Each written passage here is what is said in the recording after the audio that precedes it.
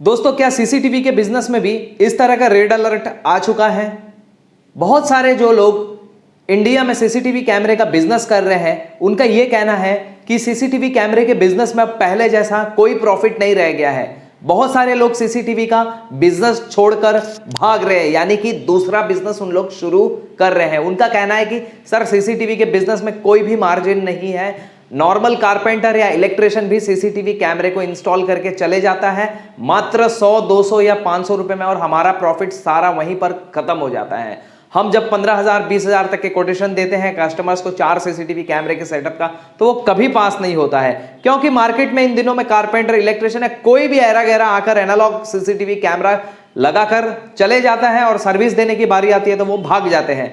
दोस्तों, ये इंडस्ट्री के बारे में उन लोग जो सोचते हैं वो उनकी अपनी सोच है, काफ़ी हद तक वो सच कह रहे हैं। इस इंडस्ट्री के हालात इन दिनों में थोड़े से खराब चल रहे हैं, क्योंकि दोस्तों मार्केट में सीन ऐसा है ना कि सीसीटीवी कैमरे के जो प्रोफेशनल्स हैं, जो इंजीनियर्स हैं, जो टॉप कंपनीज हैं, जो एक्सपर्ट्स हैं, जिन्हें नॉलेज है सीसीटीवी कैमरा और डिजिटल इलेक्ट्रॉनिक सिक्योरिटी सिस्टम्स का, उनको काम नहीं मिल रहा है। ऐसा क्यों हो रहा है दोस्तों? इसके पीछे एक ही वजह है कि एक तो जब आप मीटिंग करते हैं कस्टमर्स के साथ में, तो ट्रेडिशनल तरीके से आप काम कर रहे हैं, यानी कि अब तक जैसा चलते आया है बस उसी तरीके से आप अपने बिजनेस को चलाने की कोशिश कर रहे हैं। ये सबसे बड़ी मिस्टेक है। समय के साथ आपको भी बदलने की जरूरत है।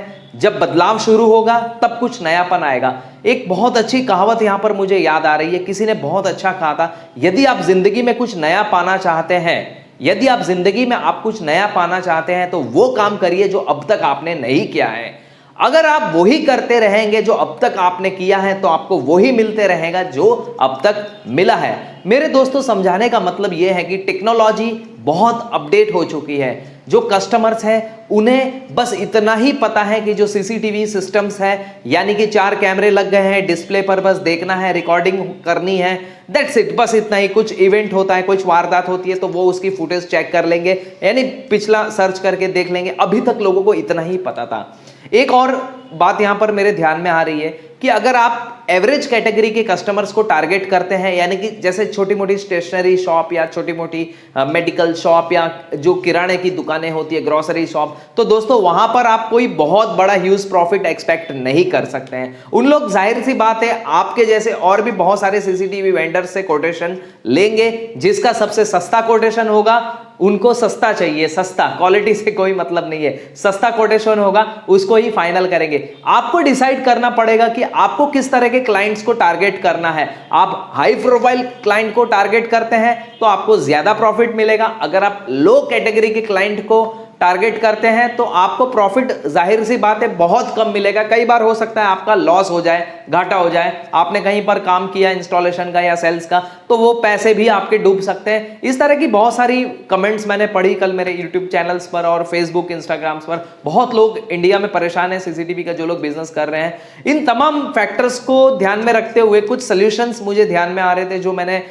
ठीक समझा यहाँ इस यूट्यूब चैनल के माध्यम से आपको बताना, ताकि मेरे कोई 1-2 सोल्यूशन से हो सकता है कि आपके जिंदगी में एक पॉजिटिव चेंजेस आ जाए। दोस्तों, पहले तो आप ये कीजिए कि जो ट्रेडिशनल बिजनेस आप कर रहे थे उसको थोड़ा सा आप मॉडिफाई कीजिए। मॉडिफाई का मतलब ये है कि आप टारगेट ऑडियंस कौन सी है उनको टारगेट करिए। आप ज्यादा प्रॉफिट कमाना चाहते हैं तो सिर्फ हाई प्रोफाइल कस्टमर्स को टारगेट करने से कुछ नहीं होगा। आपकी जो नॉलेज है, जो एक्सपर्टाइज है, वो भी हाई प्रोफाइल होनी चाहिए। मैं यहां पर कुछ एग्जांपल्स लूंगा। जैसे मान लीजिए कि आप एक नॉर्मली सीसीटीवी कैमरा का जो 4 कैमरे का कोटेशन है, वो कस्टमर को अप्रोच करते हैं कि इसके 15,000 हो गए, like 1 terabyte hard disk, 4 camera, DVR and display and everything, ठीक है। वही दूसरा एक वेंडर जो है उसी के 25 से 30,000 रुपए तक चार्ज करता है और कस्टमर हंसते हंसते दे देता है, ठीक है। वो एक्सपर्ट जो है वो 25 से 30,000 चार्ज करता है और कस्टमर उसको हंसते हंसते दे देता है। तो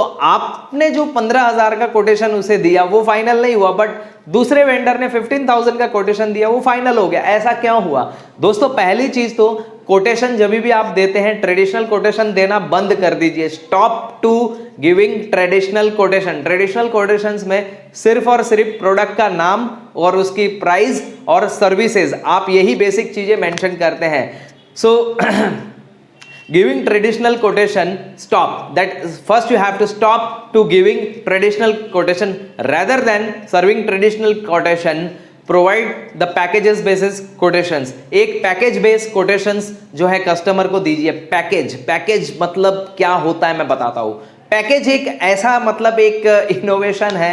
इस पैकेज बेस प्रोडक्ट्स में ये होता है कि कस्टमर्स अगर किसी से रेट भी निकालना चाहे प्रोडक्ट की तो बिल्कुल वो निकाल सकता है, और सर्विस भी किसी से अगर आप वो लेना चाहें तो बिल्कुल ले सकता है। लेकिन पैकेज बेस में आपकी एक यूनिकनेस होगी जो कोई नहीं जानता है। वो यूनिकनेस अगर आपके पास है, एक्सपर्टाइज है, तब भी आप पैकेज बेस कोटेशन देने के लिए एलिजिबल्स हैं।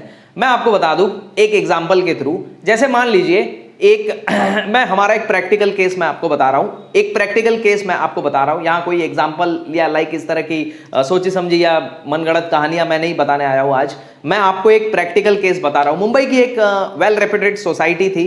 वो सोसाइटी एग्जैक्टली जो ट्रैक्स होते रेलवे ट्रैक उसके टच में थी, ठीक है। यानी कि इस तरफ ट्रैक और वॉल थी, लाइक जहां पर ट्रैक खत्म होते वहां वॉल थी और उस तरफ सोसाइटी बनी हुई थी, और उनकी वॉल से पूरी पैरामीटर्स कवर की गई थी, बाउंड्रीज कवर की गई थी। अब इशू ये होता था कि रात के समय में जो चोर लोग हैं, बहुत सारे इस तरह के जो असामाजिक तत्व हैं, वो किसी भी तरह से दीवार को फांद कर आ जाते थे सोसाइटी में और कुछ भी चुरा कर चले जाते थे।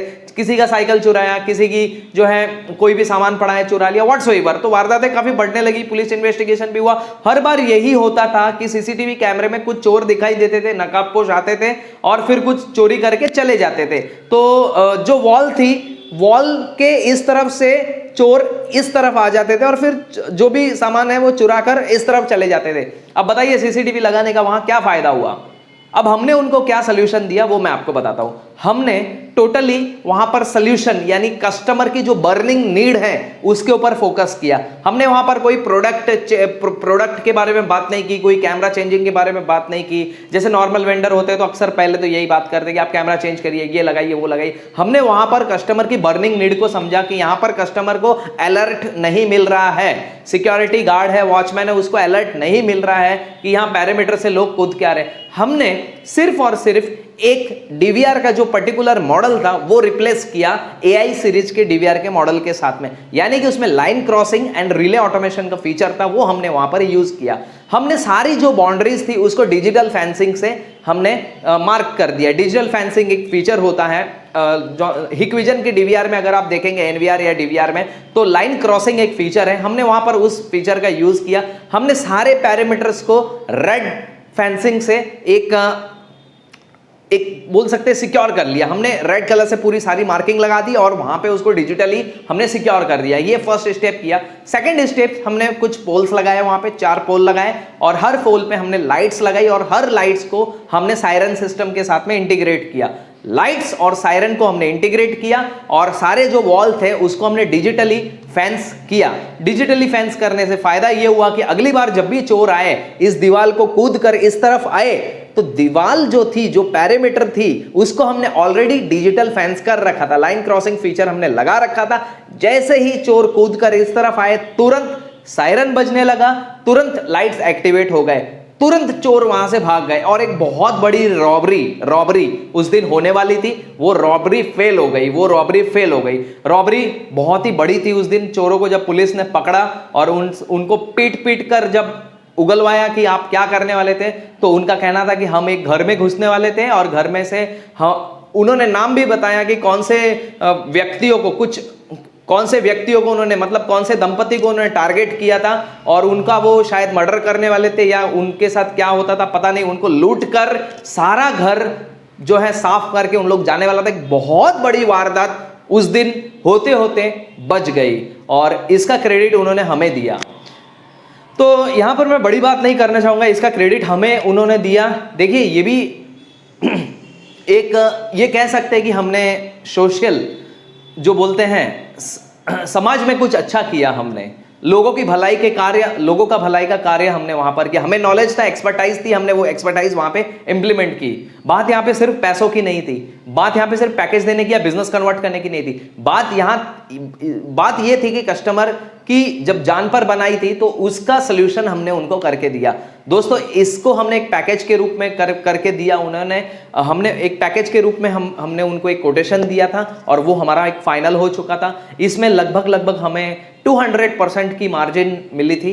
200% की मार्जिन। शायद आप नॉर्मल अगर सीसीटीवी इंस्टॉलेशन वगैरह का काम कर रहे हो तो 20 से 30% की जो मार्जिन है वो भी बहुत मुश्किल से मिलती है। हमें 200% की मार्जिन मिली थी उस प्रोजेक्ट में। आज के डेट में उसी सोसाइटी के आसपास की और भी बहुत सारी सोसाइटी है, 7 सोसाइटीज ने हमें अप्रोच किया है कि सर वहां पर हमें ये टेक्नोलॉजी इंप्लीमेंट करके दीजिए आप।